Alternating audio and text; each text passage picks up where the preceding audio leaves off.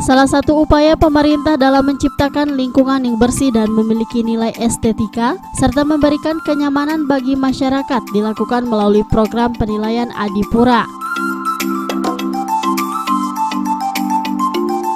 Sejak tahun 2015 hingga 2017, Kota Gorontalo mendapatkan penghargaan Adipura karena adanya komitmen pemerintah daerah dalam menciptakan lingkungan yang bersih, asri, dan nyaman. Meski demikian, penghargaan ini bukanlah suatu hal yang ditargetkan, namun dalam program ini diharapkan dapat meningkatkan kesadaran masyarakat terhadap kelestarian lingkungan.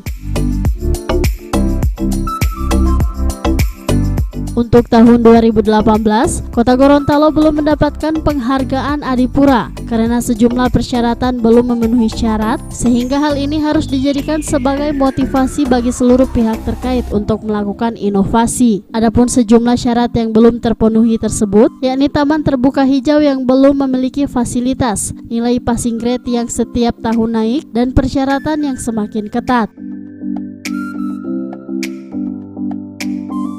Wali Kota Gorontalo Haji Martin Taha SEMekDev mengatakan sejumlah persyaratan yang dilakukan dalam penilaian Adipura ini tidak mudah untuk dicapai sehingga memerlukan perhatian serius dari pihak terkait. Memang ada beberapa yang ini kota, kenapa? Kita sudah 3 kali. Sudah 3 kali itu passing grade kita dinaikkan, kemudian persyaratan sudah semakin ketat. Jadi tidak mudah, baru kategori kita kategori kota sedang, ibu kota provinsi, sehingga banyak hal yang harus kita penuhi pada saat itu. Dan saya memang merasa sangat kecewa karena pada saat itu saya tidak sempat dampingi. Selama 4 bulan saya cuti itu, disitulah mereka melakukan P1 maupun P2, pemantauan tahap 1 maupun pemantauan tahap 2, sehingga saya sudah sampaikan, padahal saya sudah wanti-wanti kepada kepala dinasnya dan seluruh. Ada 3 hal yang menyebabkan kita. Pertama, ada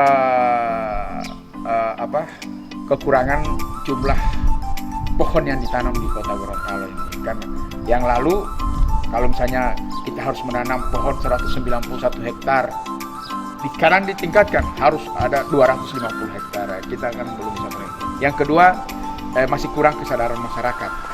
Dibuktikan dengan misalnya kita sudah menginstruksikan buang sampah itu dari jam 18 sampai jam 6, tapi ternyata masih ada orang. Itu juga dipantau kita.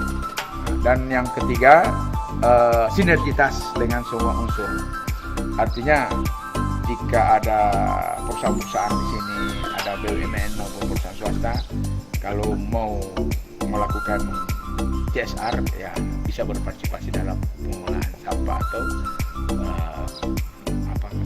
masalah penanaman penghijauan dan lain sebagainya.